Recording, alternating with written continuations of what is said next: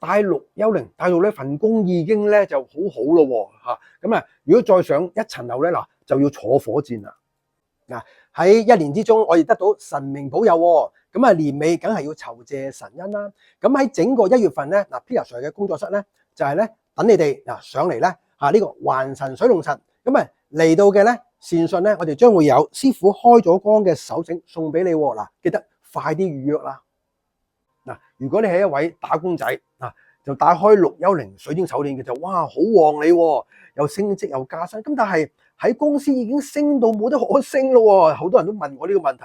咁點算好咧？邊日上嗱？我常常同大家講啦，如果係令到你好運嘅，你當然要經常去帶啦。咁如果你又升到冇得升嗱，唔好咁講嚇。呢個世界咧就好難解釋嘅，未來可能會更好噶嘛。我哋唔好放棄啦。如果你想係再好啲啦，咁講啦嚇。好啦，嗱，我建議你屋企咧就放多個6幽靈呢個柱當然係大少少，因為點解？你帶開佢梗係利你㗎，可能五行又好，或者佢個磁場6幽靈嘅磁場同你好相應好夾嘅。